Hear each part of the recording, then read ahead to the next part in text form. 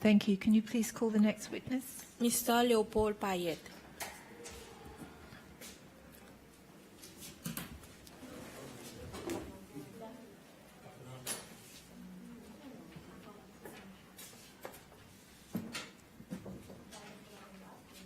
I, Leopold Payet, swear to tell the truth, the whole truth, nothing but the truth. So help me God. Thank you, Mr. Payet. Thank you for appearing today. It seems like it's been a long time since we've seen you, but nice to have you back, so thanks for appearing. We called you today in relation to case 110, Regina Lepathy, and it concerns the death of her son, Mr. Timothy Lepathy, at Union Vale Camp. And I think it happened on the 12th of December, 1980. And according to Mrs. Lepathy, her son was placed in a cell at UVC and somebody set him on fire, and he was taken to hospital, and in the morning he told his mother that he'd been set on fire by persons at Union Vale Camp. That's what she says. He told her from the hospital. And the Commission understands that Mrs. Lepathy came to see you about the matter.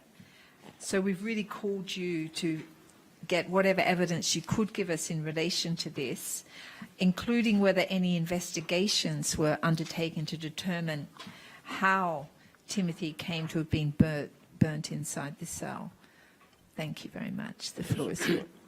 Honorable Midi, Madame Chair, Honorable Midi, tout le monde, Commission, merci pour l'invitement ici. Pour question, Madame, sans Madame, vous amenez à Binoama.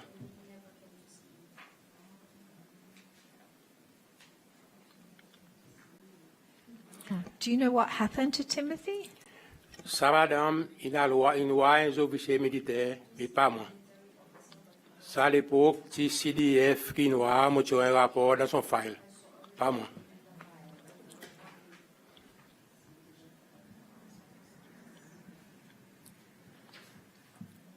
Monsieur Payet, comment on dit là? CDF. CDF. Qui ça veut dire ici? Chief of Defense Forces. Ah, Chief of Defense Forces. Yes. Tu en as un rapport au file? Oui. To the Chief of Defense Forces? Yes, madame. Qui on voit? Oui. Mais tu es au courant, ça, Kao? Tu es au courant, ça? Pour le ministre Belui, à l'époque du CDF, mon rapport dans son file pour dire à loi, M. Belui.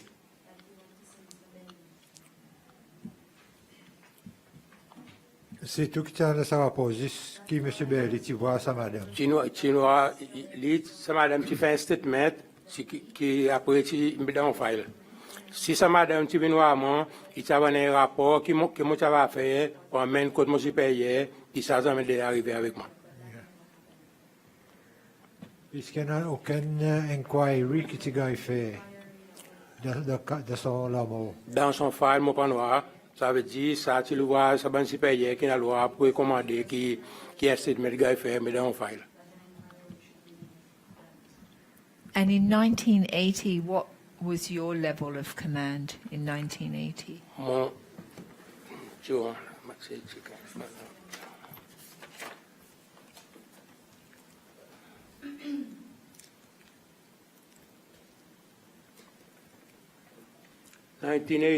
mon petit élève en capitaine.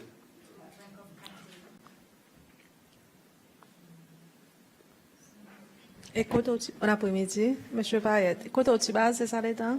À mi headquarters below. Headquarters. Okay. C'est normalement, il arrive un incident pareil qui involve un autre officier. Est-ce qu'il y en a une investigation qui a fait? Pour besoin, ça, les officiers qui a réuni, n'importe quel accident qui est arrivé, il besoin de faire un rapport envoyé à mi headquarters. Si on veut que des officiers à mi headquarters, ça gagne envoyé côté nous supérieur qui a pas dit qu'il faut faire avec. Ça veut dire c'est supervisor UVC qui besoin faire son investigation. Il fait son investigation, la cause que ça arrive UVC avec lui. Président, il a envoyé headquarters. Oui, madame. À ça, l'état, qui sont officiers qui sont supposés responsables pour ça? UVC, que c'est UVC? C'est M. Maringo qui est mort. Il est commandant Et pour headquarters. Pour headquarters, ça à l'époque, si besoin, ministre Michel qui était là, chief of staff. Ça veut dire, UVC envoie direct au chief of staff. Yeah.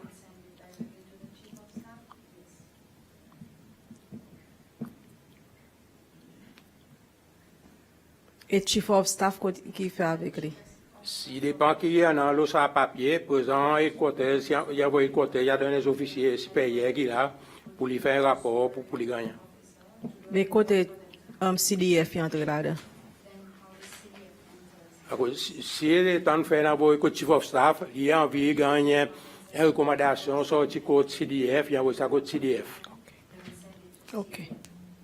Did you remember hearing about the case of Timothy Lepathy?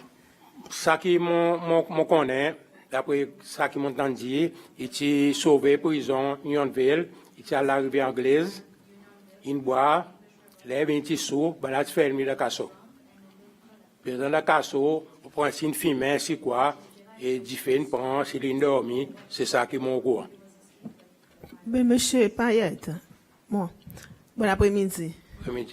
Usually, les temps où on peut mettre un monde de casse, ou partir, ban quelque chose au lit, ou pas, qui si, qui fait un zali, mettre quelque chose qui a bien danger pour son la vie, avant, cette fois, de casse. Oui, ça il fait, ça, pas moi qui devais faire ça, c'est ça comme un officier qui a une qui devait faire ça.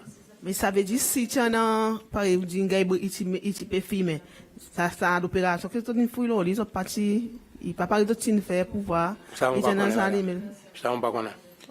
so normalement, seulement, il n'a pas, Oui, anything là, qui peut dans ce point. oui, oui. Et qui a quelque chose dans des casseaux qui est capable de brûler, pour brûler du monde sa quantité. Oui, mais dans le casseau, si ça bouge, il y a un matelas qui dormi là. Si il dormi, il fait un ton le matin, matelas brûlé, aussi il brûlé. Le petit gars matelas de casseau, Oui, on les a porté ça du monde après qui t'y gars brûlé. non. À quoi on fait là, pas on porte.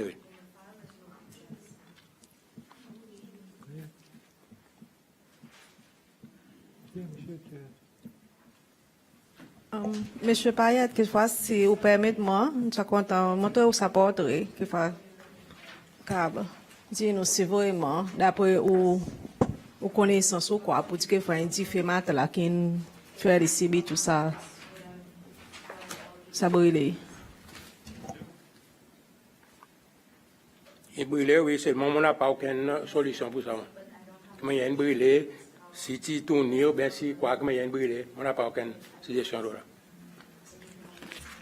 I mean, I think what she said was after the funeral, no high-ranking officers came to her house and she didn't get compensation. And once she went to see ex-president Mr. Michel, so that must have been when he was the chief of staff.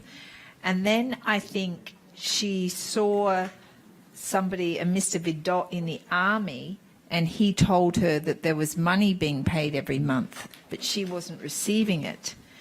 So she said that she went to see you and you told her that she was accusing the army of having burnt her son. And then after that, she had no further contact with you. She tried to contact you, but you never, no, you Ça don't va, il m'a dit, remember. madame, j'aime des rois, madame, j'aime des gars en contact avec moi.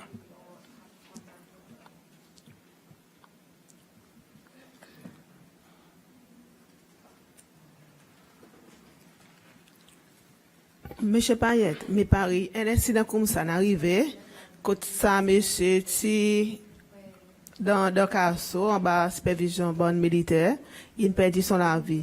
Est-ce qu'il n'y a aucune compensation peut-être qui, militaire, il paye son famille, ou aucune assistance bonne du monde qui dépend de lui? Il supposait, d'après l'investigation qu'il a fait, qui met dans l'investigation, si oui, oui, il a payé, oui.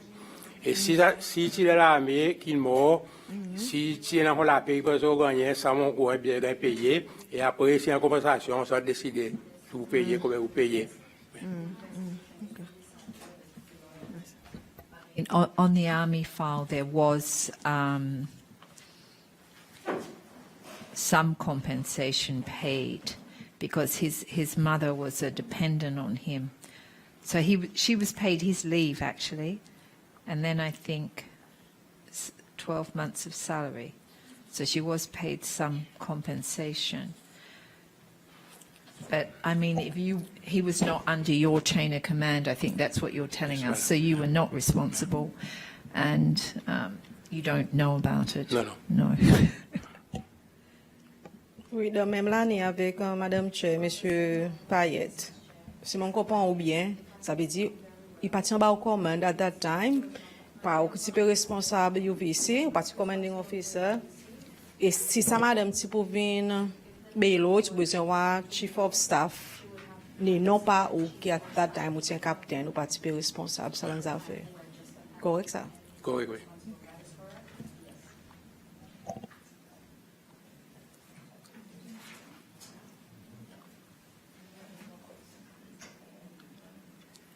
Not under your command, Mr. Payet. It sort of ends the matter for us. So thank you very much for coming, even though you knew that you couldn't really help us. We appreciate it very much. Thank you. We will set you free, unless you've got anything you would like to add. No, nothing to say. Thank you very much. Yeah, thank you, Mr. Payet. We may see you again, you never know, but thank you. It's okay. Thank you. Thanks.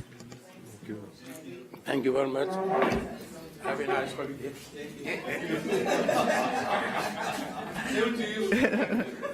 Bye.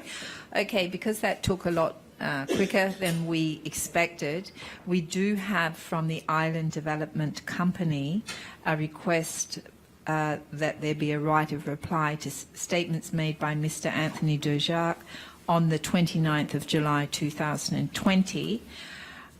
I have the letter, I'm going to read it.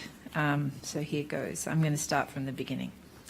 It is indeed unfortunate that I should say it was sent by the Chief Executive Officer, Mr. Glennie Savvy. It is indeed unfortunate that we will not be able to appear before the Truth, Reconciliation and National Unity Commission today or any time next week in order to give our views and set the record straight on various statements made by Mr. Anthony Dujarric on Wednesday.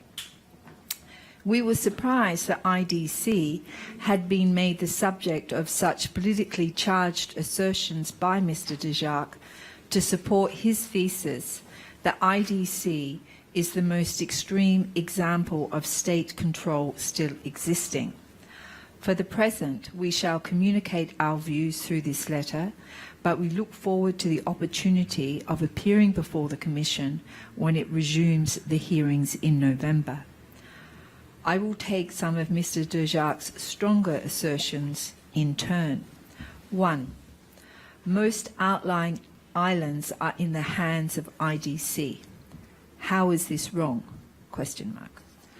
13 islands and island groups are leased by IDC from government. About half of these already belong to government since colonial days. Government then purchased 7 of the islands from willing sellers. Plate, Koitivi, Poivre, Marie-Louise, Deneuf, Providence and Silhouette, and 1, Alphonse. That was to stop my mispronunciations, thank you. Alphonse was acquired by government with compensation to the owners when living conditions there fell to unacceptable levels. During the early 80s, private owners of islands were keen to sell their property as copra, salted fish, turtle meat and associated economic activities were not enough to cover their costs of operation. Grouping all these islands under a single entity made a lot of economic sense in order to better manage their development in a rational and coordinated manner. We are unsure what is wrong with this approach. 2.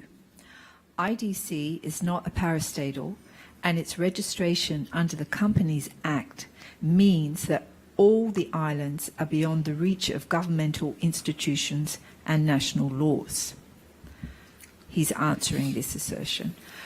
A parastatal is a company or organisation which is wholly owned by a country's government, which is the case of IDC. As such, therefore, IDC is a parastatal, and that is a fact. In the early 1980s, government formed a number of such companies in order to assess their potential viability. For IDC, this model was selected as the one which promised to be most suited to its functions. It is to be noted that a number of other government organisations were enacted by law as authorities, such as the SMB and SPTC. The fact that IDC is registered under the Companies Act does not absolve it from operating under the policy guidelines set by the government. IDC does not operate under a special act. As a matter of fact, IDC has the same statutes as the privately owned islands, such as Bird, Dennis, Frigate, Daros, etc. All of these have to comply to the national laws of this country. This is a legal fact that a knowledgeable and experienced lawyer like Mr. Dejarque should be aware of. Every ministry or authority mandated by law, such as environment, police, employment, planning, health, etc., has every right, without permission, to access the islands. Planning and environment conditions apply to developmental projects on the IDC islands, just as they do on Mahe and the other islands. A visit this week by the Planning Authority for the hotel project on the island of Platte is living proof of the requirements. If IDC had been created under a special act or law, it would have been granted special privileges, which is not the case. Having been registered under the Companies Act puts it on the same level footing as all other privately owned islands. We hasten to reassure Mr. Dejarque, therefore, that half of the country does not operate under different laws drawn up by the board of IDC, and challenge him to bring forward any evidence for this effect. As far as we are aware, there are no issues of sovereignty over any IDC islands, and we ensure that Cabinet, through our parent ministry, is consulted before the company's 5-year development plan is finalised. Assertion number 3. The transition from agricultural to tourism. Corrupted somewhere along the way? Question mark. In the initial years, agricultural and fisheries were indeed IDC's main source of revenue.